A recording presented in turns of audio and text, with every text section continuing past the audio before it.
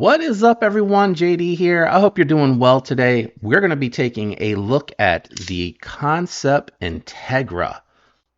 Let's get into it.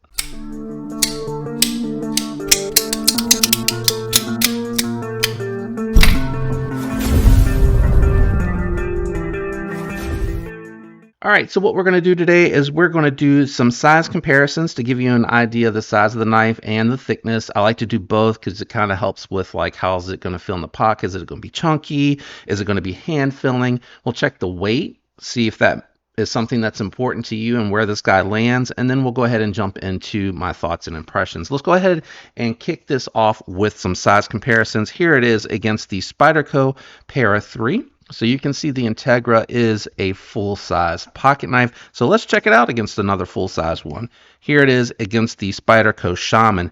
I would say very comparable. I know you got a little bit more handle and a very similar blade length, but you know, full size, and I think it compares really well to the Shaman. Let's go ahead and do a couple of budget knives for anyone out there more into the budget realm of the hobby right now. Here it is against the Jarl. Let me move these up just a skosh too. I'm just realizing I'm a little low on the screen.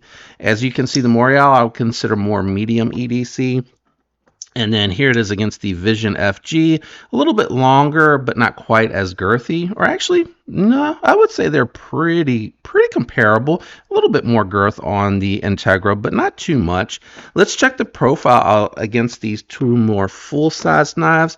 I am very curious to see where it lands because these are feeling like they're slightly contoured, but it could just be the chamfering on the edges here. So making sure that I am lined up and low on there.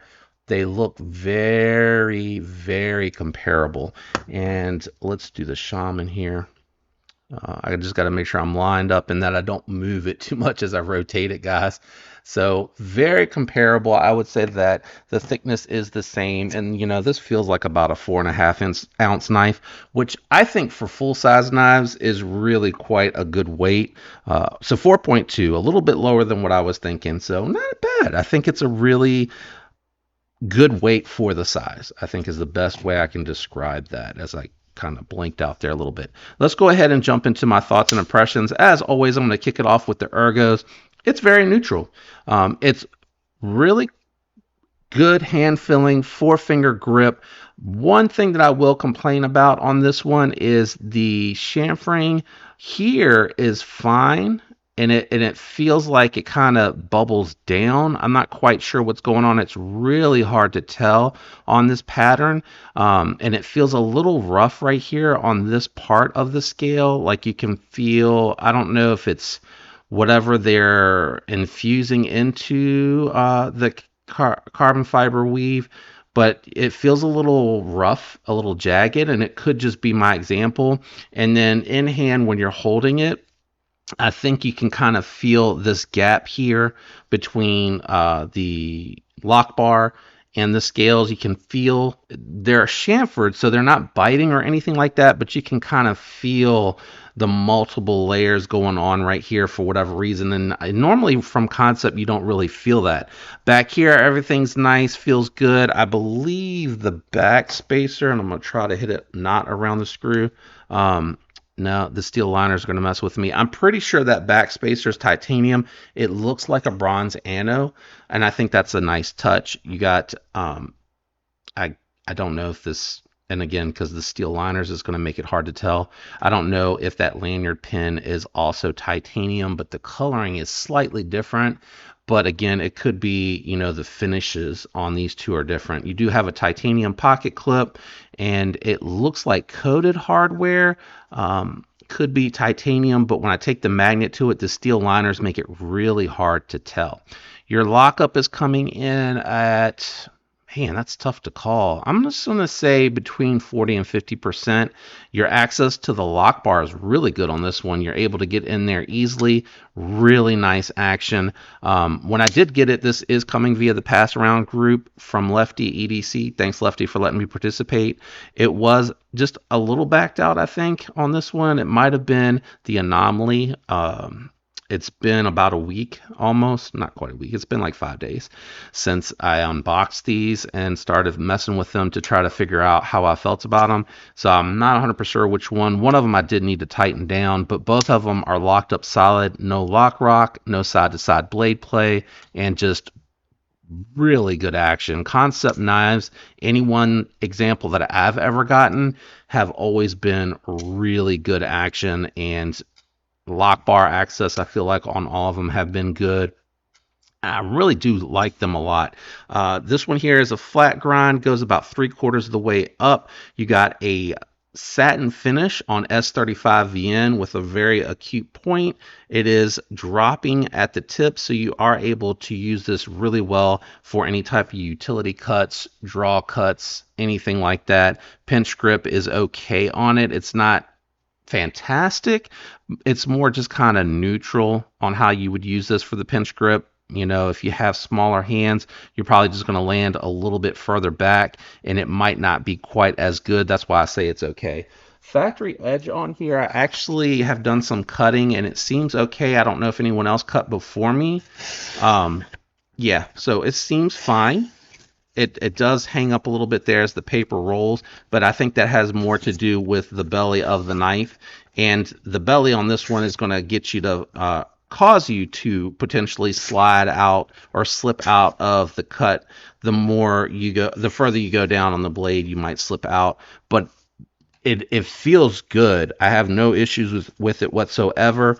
It's not tearing. It seems to cut well with the factory edge, but it does feel a little bit thick. So I did notice a little bit of resistance when I tested it on a little piece of cardboard. Again, nothing major, but it performed really well. The aesthetics on this one, I like the blade shape and I like the belly on the blade. I like the neutral handle. I do like the other color options over top of this Chinese, I don't know, I don't want to call it imitation. It's not imitation, but Chinese variant of fat carbon or camo carbon. I'm not quite sure. The colors just look a little bit wonky to me. I'll tell you the truth. At first, I was like, it looks like someone colored it on paper. But the more time I've spent with it, I think what they need to do is pull back on the amount of color that they're putting into the camo. I think that's really what makes the difference here. You know, it almost looks like it's printed on. Whereas when you get camo carbon and fat carbon, I think there's so much of the carbon fiber that's predominant on it that you can tell that that's what it is. Whereas with this, I can't tell if this is carbon fiber with infused colors. I don't know what it's infused with. Or if it's like a Damascus, like a G10, because that's what it reminds me of. Like if you've ever seen Hogue's Damascus, and there's a couple other companies that do them, but Hogue has done them on the Deca for longer than I can remember, and I think also on the Ritter Hogue. That G10 coloring, that's kind of what this reminds me of.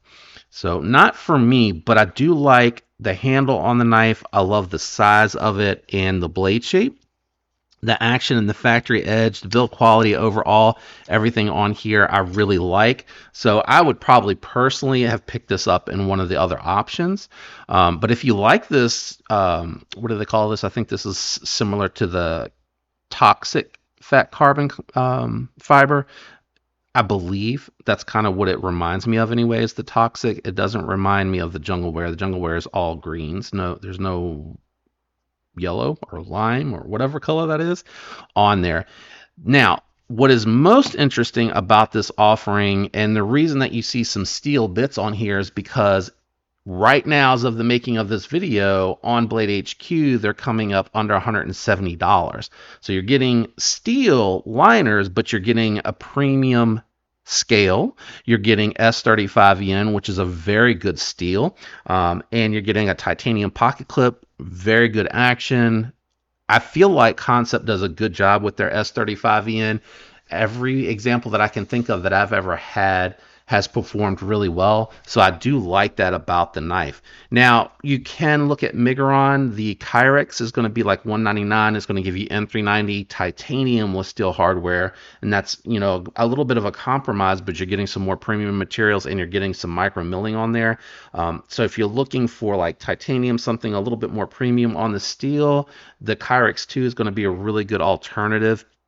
And you know, you can go pick up lightweight Manixes and pair of threes for your USA options that I really like. I do always I steer towards Spyderco because I like the heat treat on their steels. I like their factory edges. They're more consistent, and they push them to the max for maximum results. So your edge retention is going to last longer, performance, strength, all that is going to be better. But again, you know, not everyone likes Spyderco's style or aesthetic, and that's why I like these types of offering. And you know, you're getting really good, for just slightly above what I would call premium budget, and premium budget goes all the way up to 125 for me in most cases. I really like this, and I think it's a really good option, and I feel like Kansept is underlooked or underappreciated or undervalued, whatever you want to call it, because we always see Kaiser and Civivi push so hard to reviewers, whereas Kansept's not really doing that. You know, they're not as big, they're not as widely known, so they can't throw out, you know, unlimited samples for free to reviewers to get their name out there, but they are trying, and they're doing a very good job, and I like what they're doing. And same with Vosteed and Kunwu.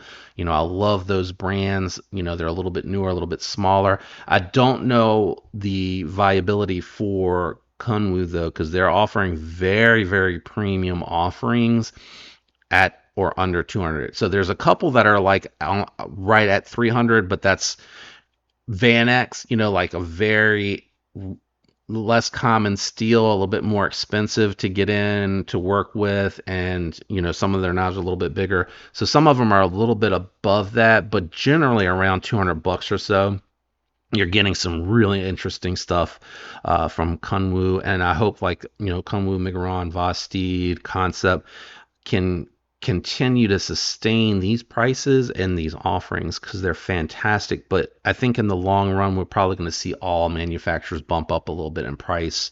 The economy and everything that is right now makes it a little bit tough.